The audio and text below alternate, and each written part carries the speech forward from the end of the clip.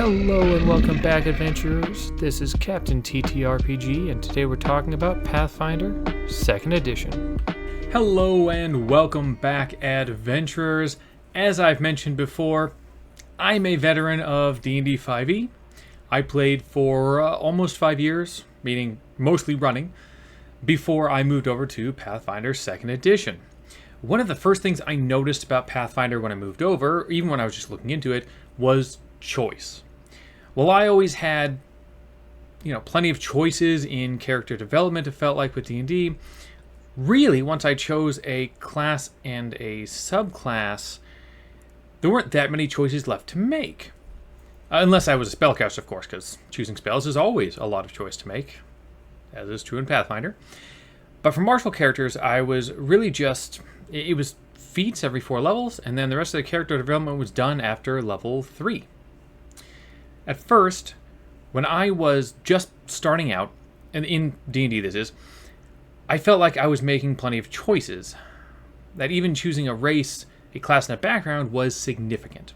But the longer I played, and the more characters I theory crafted, let's be honest, again, I didn't play that many, I just theory crafted a ton, because that's what I do, I realized that it was challenging to make 2 characters of the same class and subclass feel any different. Now, that may sound like, well, of course, you chose the same class and subclass. Again, I feel like you should be able to make them feel more different. And sometimes it was even hard to make 2 characters of the same class feel terribly different. And it eventually came down to how many levels of multi-classing into other classes am I willing to do?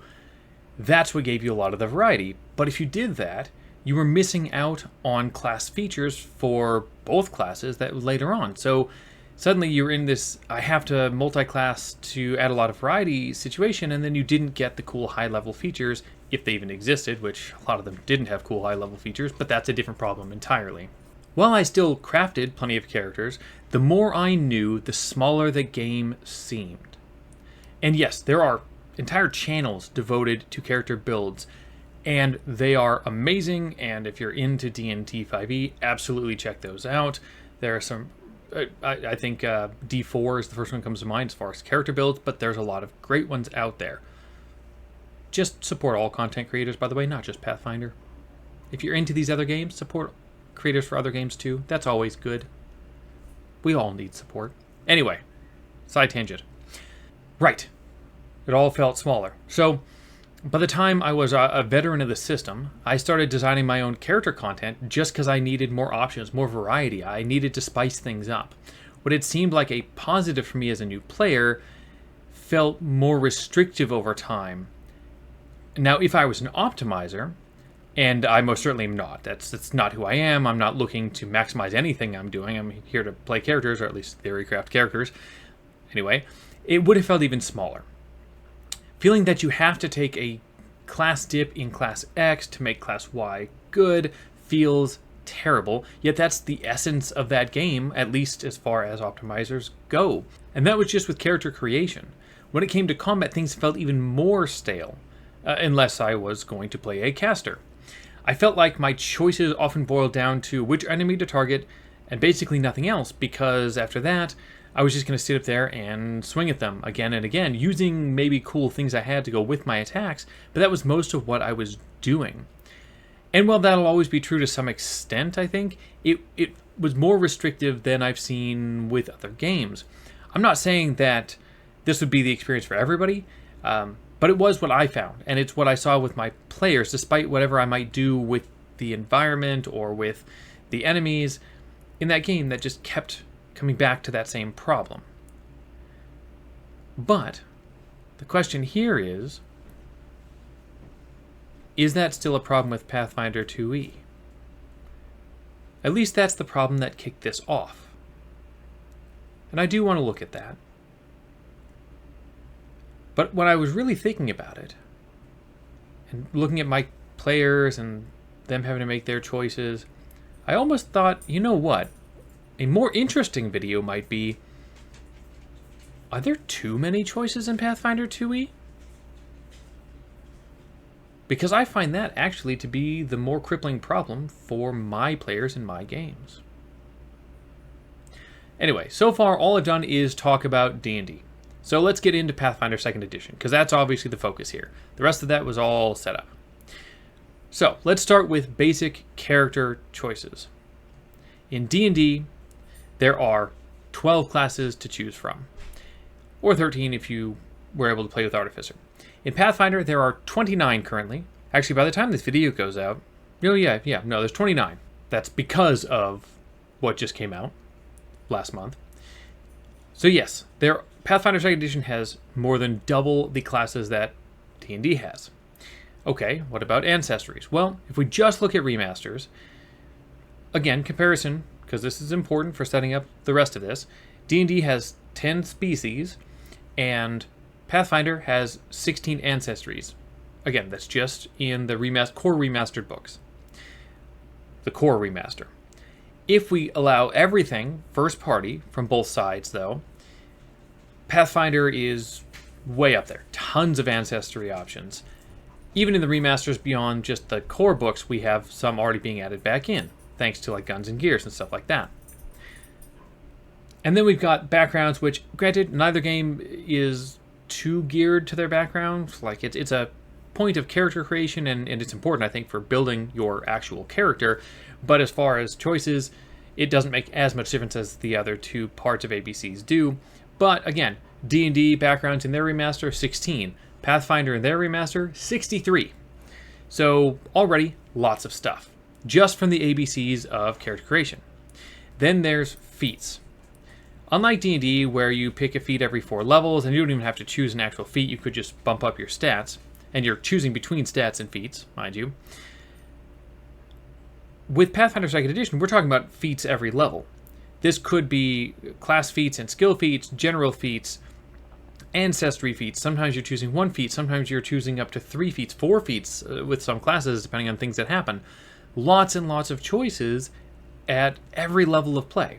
So for each of these, you've got multiple options. Anywhere from, you might only have a couple of different feats to take, or it could be level 2 and you already have like 20 feats to choose between with all the level 1 and level 2 feats. And this is outside of anything you might be doing with free archetypes. So this is just the basic stuff for a character. And this is not even to mention the fact that you get your subclass right away at level 1 for the different classes. Not every class has a subclass, but most do, even if it's a build your own. And those offer even more choices. So to be honest, without any direction, even using a builder like Pathfinder2e can be daunting. Then there are the choices in combat. While there might be those out there that really think that you don't have choices in combat, and I'll address that in a bit, I would think that my players would actually disagree. Do I start off by demoralizing that creature before rushing up attacking? And do I rush up and attack and then raise a shield instead of demoralizing so I can give myself a little better defense? Is it better to distract a creature to make it off guard before firing my arrow? Do I need to recall knowledge to give everybody some sort of information about the about the enemy before I go and... You never know, right? There's so many things you could do. And then you get down to the case a lot of players get to, which is, I've got 1 action remaining. What do I do with my 1 action? Well, the problem is there's too many things you could do with that 1 action oftentimes. So does that mean that there are too many choices to make? Does it cripple players? Well, I posed a lot of questions, and I want to get into actually answering some of these questions. And the first one I want to hit is actually one that triggered this, which I think is a smaller question to answer, which is, are there no real choices or too few choices in combat? This is something we've seen videos about on both sides. I want to give a little piece of that, and then I want to jump into my bigger context. So my short answer when it comes to too few options or no options is no, that's just not the case. And I hope the rest of the video will show why that's not the case. But let's just talk level 1 characters. And we're talking things to do in combat right now. We're not talking about all the choices for making it. Things to do in combat. There are over 50 actions. 1, 2, 3, or reaction type actions that are just basic and skill actions that are untrained. That's a lot of actions already to hunt through at level 1. And yeah, we're not including any class actions. We're not including any special feat actions. That's just basic and skill actions. That doesn't even include things like Like once you've got a shield raise, using your reaction to shield block, because that's a special thing. That doesn't even count in those first 50. Now, are all of them equally useful in all situations? No. But clearly there are no lack of options in play. I won't go through each one and talk about them, but look, I see my players use between 20 and 25 of these regularly. So it's not like you don't have options. And yes, there are some that stand out. Demoralize stands out. You've got your basic stride and strike and all those. Clearly they're going to be used. You've got other things, though, that maybe aren't as obvious to everybody, but are going to be really critical, especially for certain characters. Things like hide and sneak. Things like recall knowledge. All sorts of these actions that are really critical to varying up what happens in the game and making your character interesting for you to play. Okay, I don't want to go any further down that route, so instead I want to jump into what I want to talk about. Instead, I want to see, are there too many options in Pathfinder 2e? Yes, there are a lot of choices to be made in this game. We just talked about level 1 basic and skill untrained actions. But is that a problem?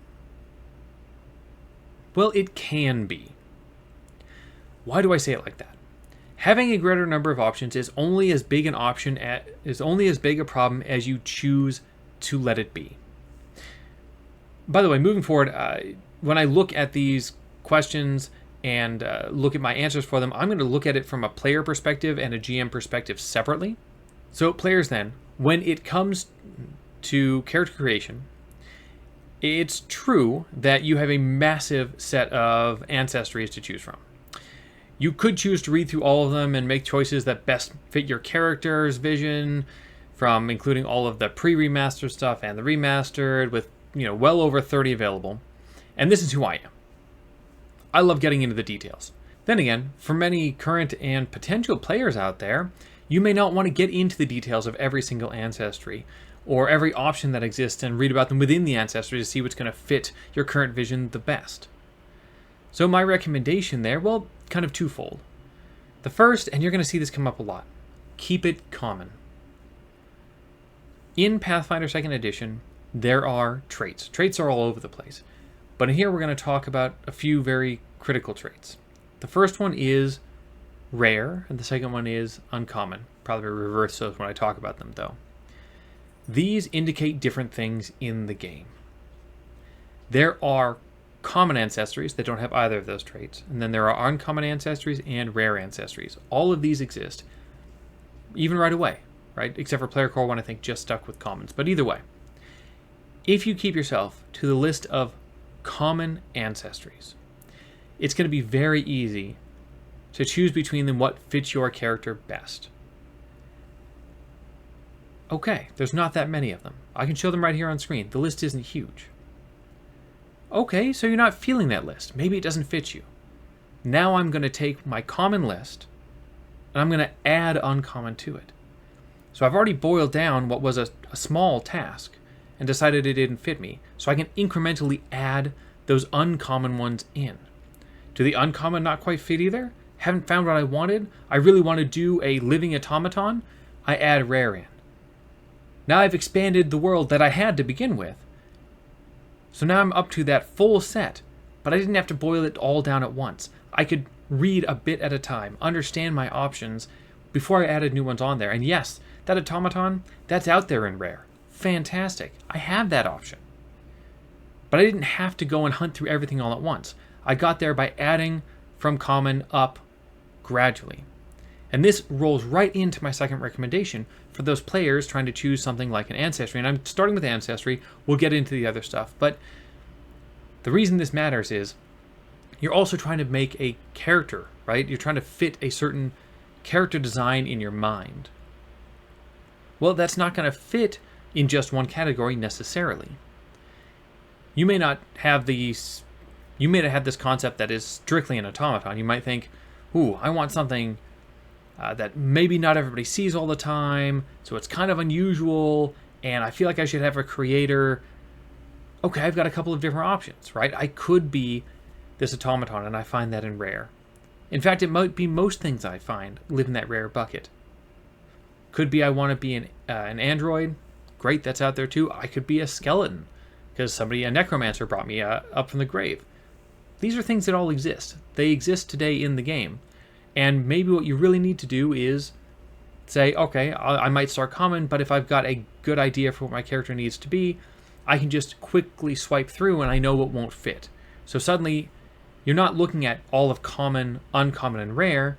You're saying, just by name alone, probably have a pretty good idea what fits the character idea I have in mind. And those are two ways to really boil it down. I do think this idea of common versus uncommon versus rare actually almost elevates itself in how necessary it is, though, when you look at backgrounds. The number of backgrounds is, well, it's expansive, let's say that. And what we see, and I'd say more with backgrounds, and then with other feats in the game and stuff like that, is when we get to uncommon and rare, it's not just about how often they might be seen in the world, which I think is largely true with the ancestries. No, once we get into background, it's, okay, uncommon, yes, we're probably not going to run into this as much, but even more than that, it maybe has some angles to it, something about the abilities it gets, or what it allows you to do, how it plays into lores and things like that, that are a little more confusing. And rare even goes further that way, where you're certainly not adding power, right? Uncommon and rare are not about power, so get that out of your mind right now. Instead, they sometimes lean into complexity. And I'd say in the backgrounds, you're more likely to get a more complex, slightly harder to use background with rare than you will with common. So I definitely think restricting yourself to common when it comes to backgrounds really won't hurt you. And then, even better, once you've reduced it down, then you can reduce it down further based on what is your primary ability score. Great. Now I can just look at backgrounds that say one of my ability scores has to be either X or Y, and X is my primary ability score, so this is what I probably should take a look at. It doesn't have to be what I look at, because I can use my other one for that, but it might be a good starting point. Again, it's all about reducing the number of options, because they're all there. You can still choose from them all, but you might get down to a set that makes it easier for you to put together your background for your character. And once again, if you have a really good character concept, you might already know what's going to fit. Right? I don't need to do all of that reducing if I know that I grew up on the streets as an orphan, stealing to keep myself alive. Okay, I have already very few options that really fit that background. I have more than one, that's for sure. But it might only be like 3 or 4, maybe 5 that really work. I don't need to go about reducing, getting rid of the uncommons and the rares and checking my ability score. No. I know what I want to be. At that point, I want to be a street urchin. Awesome. That fits me. So again, multiple angles. So we talked about ancestry, we talked about background. I started those rather than getting into class right away, partially because it goes ancestry, background, then class, ABCs, partially because class plays a little different here.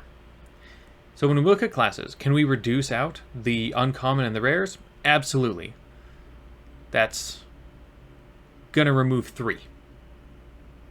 That's not going to do you a whole lot of good to reduce it that way. So I probably wouldn't stress out about reducing it in that fashion. This is where you really want to lean into concept first. With a solid concept, you'll still find more than one class that fits, but you'll probably find only 3 to 4 classes which really fit well. Don't have a concept? Okay, maybe you just need to decide if you want to be a spellcaster or not, and that's step 1. Not a spellcaster? Boom. A ton of these are gone. We're down to marshals. Marshals and near marshals, as I keep calling them. Okay, so that reduced it. What next? Do I want to be an upfront melee brawler? Do I want to be a support character? Do I want to sit back and do ranged combat? That'll help me reduce it further. Not a lot, because a lot of the classes can do multiple roles, but at least does, and you're just whittling it down little bit by little bit. You may end up with still 7 or 8 classes to choose from. That's not a bad thing. 7, 8 classes you can get a good feel for. And then, once you've got that down there, only worry about what level 1 tells you, right? Look at those level 1 features. That probably gives you the last little bit you need in order to pull it all together. I mean, the other option, of course, would be to watch YouTube videos about the different classes. Cough, cough. I've done a few of those. Cough, cough. Please check my videos out. Anyway, there are lots of great videos out there. And beyond that, still, stick to level 1. If you want to go beyond the features, maybe look at some level 1 feats. Maybe look at what you get from a subclass at level 1. Don't go crazy. You don't have to go deep, because as they open up, you'll see your baseline is really what you want for your character. Everything else is just gravy on top. More options, more cool ideas to build on top of an already great base. Level 1 in Pathfinder is not a weak character. That might sound crazy to D&D players where you never want to play at level 1. But level 1 Pathfinder characters are strong. They already have a ton of options. They already do really cool stuff. You are already amazing. So just figure out level 1. The rest will come with it. And the other thing to think about when we're looking at building a level 1 character, and we're talking about class, is you might think, oh, I need to choose the right class because I need to make sure that I'm going to be strong enough to keep up with all the other classes. Is there some level of discrepancy in power between classes? Yes. No game is perfectly balanced. That's not a thing. But is it so different that you're going to have two characters in the same game where one feels like they shouldn't even be there and one is just dominating everything? No, I haven't seen that. Yes, there's classes that are going to hit harder than others, but maybe that's all they can do. Whilst the other classes can do more support, more control, have more variety to what they do than just hitting hard. They're all going to feel like they can do something useful already at level 1. As a GM, trying to help players through these character choices, I have far more experience in that. As a GM, I love rules. Not all GMs do, of course, but I do. So have I read every single class feat that every class gets and every single skill feat? And no, I haven't done everything. There's no way. There's way too much content here. I couldn't tell you every level 1 heritage for every ancestry. I couldn't tell you all the heritage options for one ancestry. But I do love them, and I have looked ahead. I have looked at what classes offer. I do have an idea of what is available for players. I did that because I wanted to be able to help them understand the options that they were going to have that met their character build idea. I'm not looking to tell them what to take, but I want to make it easy for them to choose. I still think that GMs should follow the rarity guidance I've already given to players, which is help your players by reducing options by saying, hey, let's just stick with common right now. If you want to look beyond that and look at uncommon or rare, check it out and let me know. But let's stick with common for right now. It can be an easy place to help your players get into their class, into their build, into their skill choices, into their feat choices a little easier. Also, by eliminating especially rare, considering rare options are usually a little harder to understand and a little harder to use in the game, you're kind of helping everybody out. Because there's the GM, some of the rare stuff's a little harder to adjudicate. So, win-win. And then again, let's say you've got a player that's got a class, great. They're just not sure what feat makes sense for them at level 1. They talk to you about the character build idea. Again, you don't want to tell them what to choose, but maybe you want to say, well, out of these, say, 11 feats, these 3 really don't seem like they fit your character, right? So maybe just look at these 8 and maybe find something there that really fits you. So helping by reducing the number of choices on them further for them, not that they can't look at the other ones, but you're just helping guide them a little bit without putting them on a path, right? You're not trying to build their character for them. You're just trying to help them figure out what works best for them. And this isn't just about class feats either. This goes with regular feats they might choose based on, the type of player they are, the types of things they like to do. If you know that they like to try to set up allies for wins, if you know they like to be the one that knows everything about the battlefield, if they like to run up and hit things real hard, you'll know what suggestions to give them and where to tell them to look for other possibilities, other things to really lean into that might play to their play style. And that leads us nicely into the discussion of actions in combat. And keep in mind, everything I say here, these basically apply outside of Combat 2. So if you've got encounters that are, social encounters or encounters in the environment, still true what I'm going to say here. But I'm going to focus on combat because that's what everybody tends to focus on, at least in a game like Pathfinder 2nd Edition. As a GM, you want your players to be able to take full advantage of the actions that they have. This can be their class actions, their skill actions, general actions available, but as we mentioned, there's a massive number of these. So how do you help them without telling them what to do? This is where you bring out the knowledge, not the recommendations, sort of. Let's say that your player has one action remaining on their turn. They already ran up and did a strike, they killed a creature. Great, there's one action left, there's no other creatures nearby. And the player focuses on melee weapons and really nothing else. That's where they live, that's what they like. I like to use what I think is called a greatest hits list. I keep in mind a set of one-action activities that almost anybody can toss out when this happens. Things like Recall Knowledge, Demoralize, Raise a Shield, a one-action cantrip, maybe not for the melee characters, but maybe you've got free archetype going on, Step, Stride, Take Cover. There are a huge number, as noted, but I might give 4 or 5 thoughts without trying to push them in any particular direction. The 4 or 5 that I'm going to recommend fit the type of player that they are. This gives them an easy way to try out and sample a few things throughout gameplay, right? This session, I suggested these 5 and they gravitated toward this one. The next session, maybe they gravitated toward another, and they start adding them in. They start finding which ones they like, and that becomes part of their repertoire, right? They can find things that they love. Demoralize, I think, being a great example. In fact, I have a player in my game who is this kind of player. Runs up, hits hard, often kills things because he hits like a truck. And, right away at the beginning, wasn't entirely sure what to do with that last action. And has come around to realizing Demoralize is just amazing. Bread and butter type material. Doesn't mean that Demoralize is always the choice, by no means. But Demoralize is in that short list for my player because Demoralize is a great action. It really is. Has leaned into Charisma to make it better, Intimidation, Charisma, all that, because it's an action that the player loves. Not because I drove them there, but because it's a playstyle that character or that player loves for their character. Which brings me to the players themselves. So for players out there, I recommend something very similar. Yes, you should learn the abilities given to you, but that's really, learn all the things that your class gives you. Learn the features, learn your class feats, know all that stuff really well. And then slowly add to that set by what's available from from basic actions and skill actions. If you're playing using something like Pathfinder2e, then the actions actually exist, as long as you're using the web version, in your sheet. They're listed there. You can just go take a look at them. You got 1 action remaining, you can go over there and say, I just want to look at my 1 action options. Boom, they're all just going to be in a list there. So you don't have to memorize them, but you'll start to find ones and add to your list. Try something you haven't done before, right? Read a new one this time. See if it's something that might fit. See if it's something interesting to you. Because the more you add slowly this way, as you level up your character, as you try new things, as you lean into different angles, you'll find that it adds a lot of variety of what you are doing in combat very slowly. You don't have to boil the ocean. You don't have to learn them all at once. Nobody's going to memorize all of them. But you can slowly add to what you like for your character. And that's just looking at those basic actions and untrained skill actions. But skill actions, again, are a great grounds for building out options for your character.